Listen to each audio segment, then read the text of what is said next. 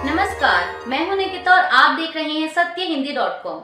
चलिए एक नजर डालते हैं अब तक की सुर्खियों पर। बीजेपी ने हरियाणा कैबिनेट के सबसे सीनियर मंत्री और विधायक अनिल विज को नोटिस जारी किया है। दरअसल विज ने हाल ही में मुख्यमंत्री सैनी और प्रदेश भाजपा अध्यक्ष मोहनलाल पटौदी के खिलाफ तीखे बयान दिए थे।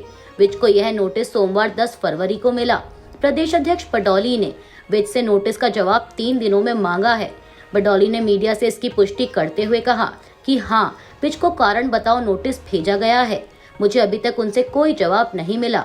आपको बता दें कि 71 साल के अनिल विज को दिए गए नोटिस में कहा गया है कि आपको सूचित किया जाता है कि हाल ही में आपने मुख्यमंत्री और प्रदेश अध्यक्ष के खिलाफ सार्वजनिक रूप से बयान दिए हैं। ये गंभीर आरोप हैं और यह पार्टी की नीतियों और आंतरिक अनुशासन के खिलाफ है। आपका ये कदम न केवल भाजपा की विचारधारा के खिलाफ है, बल्कि ऐसे समय में उठाया गया जब पार्टी पड़ोसी राज्य दिल्ली में चुनाव प्रचार कर रही थी। आप जानते हैं कि सम्मानजनक मंत्री के पद पर रहने के बावजूद चुनाव के दौरान दिए गए ऐसे बयानों से पार्टी की छवि को नुकसान होगा। ऐसा कृत्य पूरी तरह से अस्वीकार्य है। राष्ट्रीय पार्टी अध्यक्ष द्वारा जारी निर्देशों के अनुसार आपको कारण बताओ नोटिस जारी किया जा रहा है। आपसे यह अपेक्षा की जाती है कि आप इस नोटिस का 3 दिन के भीतर लिखित उत्तर देंगे। अनिल विज मुख्यमंत्री नायब सिंह सैनी के दूसरे कार्यकाल की शुरुआत के बाद से ही विभिन्न मुद्दों को लेकर पार्टी को परेशान करते रहे हैं और आक्रामक रहे हैं। उन्होंने नौकरशाहों को फटकार लगाई और यहां तक कि अपने कर्तव्यों में कथित तौर पर लापरवाही बरतने के लिए कुछ अधिकारियों के खिलाफ निलंबन आदेश भी जारी किए। इसी कड़ी में पिछले महीने विज ने मुख्यमंत्री पर भी निशाना साधा। विज ने कहा था कि हमारे सीएम कभी भी अपने उड़न खटोले से नीचे नहीं उतरते। जिस दिन से वह सीएम बने हैं वह उड़ान भर रहे हैं। वह जमीन पर उतरते तो लोगों की पीड़ा सुनते। यह सिर्फ मेरी आवाज नहीं है, यह सभी विधायकों, सांसदों और मंत्रियों की आवाज है। इसके साथ ही अनिल विज का यह भी आरोप है कि हरियाणा चुनाव के दौरान पार्टी के एक वरिष्ठ नेता ने मेरी हार सुनिश्चित करने की कोशिश की और मुझ पर हमला भी करवाया। चुनाव जीतने के 1 हफ्ते के भीतर ही मैंने सार्वजनिक रूप से उन लोगों का मुद्दा उठाया जिन्होंने मुझे हराने की कोशिश में भूमिका निभाई। वे अधिकारी, कर्मचारी या छोटे राजनीतिक व्यक्ति थे, लेकिन फिर भी उनके खिलाफ कोई कार्रवाई नहीं की गई। विज ने यह भी कहा था कि अगर जरूरत पड़ी तो वह भी किसान नेता जगजीत सिंह डल्लेवाल की तरह आंदोलन करेंगे। प्रयागराज कुंभ में माघ पूर्णिमा पर होने वाले स्नान को लेकर उत्तर प्रदेश प्रशासन ने विशेष हिदायत दी है। उत्तर प्रदेश की सरकार के एक्स हैंडल पर विशेष यातायात योजना के बारे में जानकारी दी गई। इसके मुताबिक 11 फरवरी 2025 को सुबह 4 बजे से संपूर्ण मेला क्षेत्र को नो व्हीकल जोन घोषित किया गया है। साथ ही प्रशासन द्वारा संबंधित रूट की पार्किंग में वाहन पार्क कराने की भी बात कही गई है। इस दौरान श्रद्धालुओं की सुरक्षा और सुगम स्नान के लिए केवल आवश्यक और आकस्मिक सेवाओं को प्रवेश की अनुमति थी।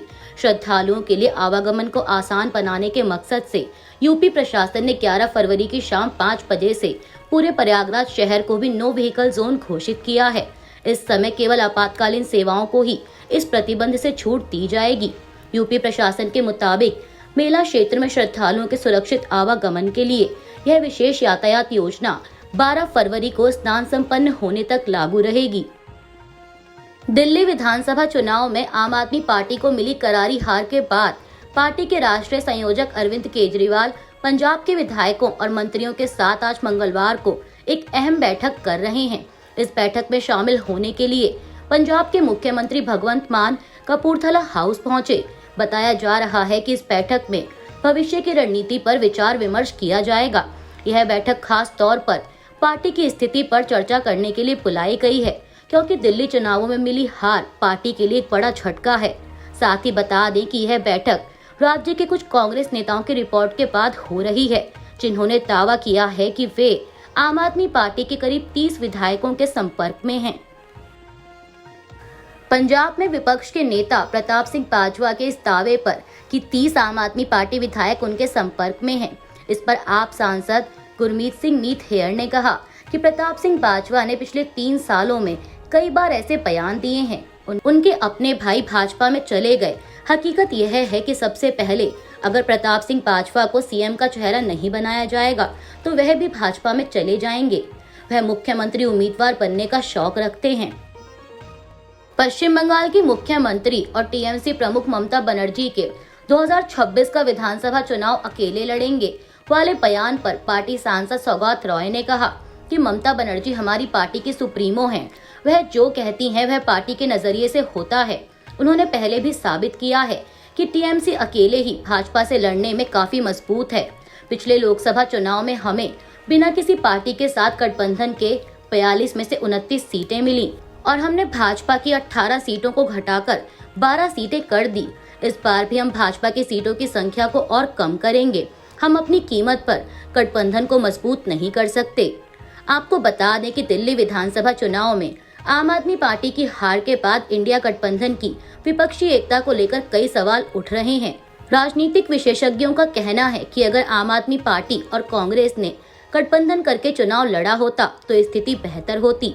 इसके साथ ही ये भी कहा जा रहा है कि अगर विपक्ष को भाजपा का सामना करना है तो सबको एक साथ आना होगा।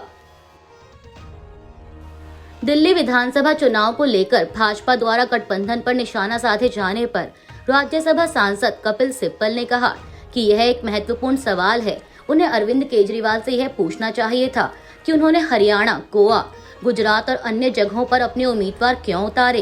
कांग्रेस हमेशा सभी को आम सहमति से साथ लाने की कोशिश करती है। कभी कभी समस्या होती है। आप देख सकते हैं कि कांग्रेस को कितनी सीटें दी गईं। आरजेडी ने कहा कि कांग्रेस की वजह से वे सत्ता में नहीं आ सके। सभी को यह तय करना होगा कि वे चुनावों में कैसे उतरेंगे। भाजपा का फायदा यह है कि उनके पास एक ही कमान है जिसका उन्हें फायदा मिलता है। कपिल सिब्बल ने आगे कहा कि यूपी में कांग्रेस ने समाजवादी पार्टी के साथ चुनाव लड़ा, इससे मदद मिली। तमिलनाडु में भी ऐसा ही हुआ। इस पर आपस में बात करने की जरूरत है। शरद पवार ने कहा कि यह एक राष्ट्रीय गठबंधन है, इसलिए एक भ्रम है जिसे दूर करने की जरूरत है। हिमाचल प्रदेश के मंडी जिले में सोमवार को एसडीएम सदर और 2020 बैच के आईएएस अधिकारी ओमकांत ठाकुर पर खनन माफिया ने हमला कर दिया। मीडिया रिपोर्ट्स के मुताबिक इस हमले में आईएएस ठाकुर को चोटें आई हैं और उन्हें उपचार के लिए अस्पताल में भर्ती कराया गया। पुलिस के अनुसार एसडीएम ठाकुर अवैध खनन की कई शिकायतें मिलने के बाद मंडी से करीब 5 किलोमीटर दूर बिंद्रावनी क्षेत्र में छापेमारी करने गए थे। ब्यास नदी के किनारे बड़े पैमाने पर अवैध खनन की गतिविधियां चल रही थीं और जब आईएएस ठाकुर अपनी टीम के साथ वहां पहुंचे तो खनन माफिया के कुछ लोगों ने उन पर हमला कर दिया। वहीं घटना की सूचना मिलने के बाद पुलिस मौके पर पहुंची। पुलिस ने एक आरोपी को गिरफ्तार कर लिया है जबकि 2 अन्य फरार हो गए। पुलिस फरार अभियुक्तों की तलाश में जुटी है। अमेरिका के राष्ट्रपति डोनाल्ड ट्रंप ने स्टील और एल्यूमिनियम पर फिर 25% टैरिफ लगा दिया है। ट्रंप ने एग्जीक्यूटिव ऑर्डर पर हस्ताक्षर करने के बाद कहा कि यह एक बड़ी डील है। उन्होंने कहा कि यह अमेरिका को फिर से अमीर बनाने की शुरुआत है। ट्रंप ने कहा कि स्टील और एल्यूमिनियम पर लागू टैरिफ सभी देशों पर लागू होगा। हमारे देश की जरूरत है कि स्टील और एल्यूमिनियम यहीं बनाया जाए, न कि विदेशी जमीन पर। दरअसल कनाडा और मैक्सिको स्टील के व्यापार के मामले में अमेरिका के सबसे बड़े पार्टनर हैं। वहीं अमेरिका में एल्यूमिनियम धातु भेजने वाला सबसे बड़ा सप्लायर कनाडा है। गजा के फिलिस्तीनियों को अपने यहाँ लेने से इनकार करने वाले देशों को अमेरिकी राष्ट्रपति डोनाल्ड ट्रंप ने चेतावनी दी है। उन्होंने कहा है कि यदि वे देश फिलिस्तीनियों को अपने यहाँ जगह नहीं देते हैं तो मैं उनकी सहायता रोक दूंगा। दरअसल आपको बता दें कि जॉर्डन के नेता किंग अब्दुल्ला द्वितीय वाशिंगटन डीसी पहुंच गए हैं। मंगलवार को व्हाइट हाउस में उनकी मुलाकात राष्ट्रपति ट्रंप से होगी। इस बीच एक रिपोर्टर ने राष्ट्रपति ट्रंप से ओवल ऑफिस में पूछा कि वो यानी किंग अब्दुल्ला को और ज्यादा फिलिस्तीनियों को अपने यहाँ लेने के लिए कैसे राजी करेंगे। इस पर ट्रंप ने कहा कि मुझे लगता है कि वह तैयार हो जाएंगे और मेरा सोचना है कि बाकी देश भी इस बात के लिए राजी होंगे। वे सभी उदार स्वभाव के हैं। इसके अलावा एक अन्य रिपोर्टर ने राष्ट्रपति ट्रंप से सवाल किया कि यदि जॉर्डन और मिस्र गजा से फिलिस्तीनियों को अपने पास रखने के लिए राजी नहीं होता है तो क्या उनको मिलने वाली सहायता रोक दी जाएगी। इसके जवाब में ट्रंप ने कहा कि हाँ, हो सकता है, बिल्कुल, क्यों नहीं। यदि वे ऐसा नहीं करते हैं तो मैं मदद रोक दूंगा। इसराइल और हमास के बीच हुए युद्ध विराम समझौते को लेकर नई मुश्किल सामने आई है। दरअसल हमास ने कहा है कि वो फिलहाल बंधकों की रिहाई को रोक रहा है क्योंकि इसराइल युद्ध विराम समझौते का उल्लंघन कर रहा है। बता दें कि योजना के मुताबिक बंधकों की अगली रिहाई शनिवार को होनी थी। वहीं हमास ने अपने बयान में कहा कि पिछले 3 हफ्ते में हमारे नेतृत्व ने देखा कि दुश्मन बार बार युद्ध विराम समझौते का उल्लंघन कर रहा है और समझौते की शर्त को नहीं मान रहा। इन उल्लंघनों में विस्थापित फिलिस्तीनियों की उत्तरी गजा में वापसी में हो रही देरी शामिल है। इसके अलावा हमास ने गजा पट्टी में कई इलाकों में गोलीबारी करने का भी आरोप लगाया। हालांकि मामले पर इस्राएल की तरफ से अभी तक कोई प्रतिक्रिया नहीं आई है। गजा से इस्राएली बंधकों की रिहाई को रोकने की हमास की घोषणा के बाद अमेरिकी राष्ट्रपति डोनाल्ड ट्रंप ने कड़ी चेतावनी जारी की है। ट्रंप ने कहा है कि हमास शनिवार को 12 बजे तक सभी बंधकों को रिहा कर दे। ट्रंप ने गजा युद्ध विराम समझौते के भविष्य के लिए अपनी ओर से हमास को डेडलाइन दी है। उन्होंने ओवल ऑफिस में कहा कि जहां तक मेरी चिंता की बात है, यदि शनिवार 12 बजे तक सभी बंधक रिहा नहीं किए जाते हैं तो मैं कहूंगा कि इसे यानी समझौते को रद्द करें। अब सारे रास्ते बंद हो जाएं और कहर बरपाएं। मुझे लगता है कि यह पर्याप्त समय है। ट्रंप ने कहा कि वो यह उम्मीद कर रहे हैं कि सभी बंधक एक साथ छोड़ दिए जाएं, ना कि टुकड़ों टुकड़ों में। वहीं जब ट्रंप से उनके कहर बरपाने वाले बयान पर सवाल किया गया तो उन्होंने कहा कि आपको पता चल जाएगा और उन्हें भी, हमास को पता चल जाएगा कि मेरे कहने का मतलब क्या है। पंजाब के किसान नेता सरवन सिंह पंधेर ने सोमवार को कहा कि अगर 14 फरवरी को केंद्र सरकार उनकी मांगों का उपयुक्त समाधान नहीं निकालती है तो किसानों का एक समूह 25 फरवरी को शंभू सीमा से दिल्ली के लिए अपना पैदल मार्च फिर से शुरू करेगा। आपको बता दें कि केंद्र ने संयुक्त किसान मोर्चा, गैर राजनीतिक और किसान मजदूर मोर्चा को 14 फरवरी को चंडीगढ़ में होने वाली बैठक में उनकी मांगों पर चर्चा करने के लिए आमंत्रित किया है। किसानों के यह दोनों समूह फसलों के लिए न्यूनतम समर्थन मूल्य पर कानूनी गारंटी सहित विभिन्न मांगों के समर्थन में शंभू और खनौली सीमा बिंदुओं पर विरोध प्रदर्शन का नेतृत्व कर रहे हैं। अभी के लिए बस इतना ही। बाकी की खबरों के लिए बने रहिए सत्यहिंदी.com के साथ।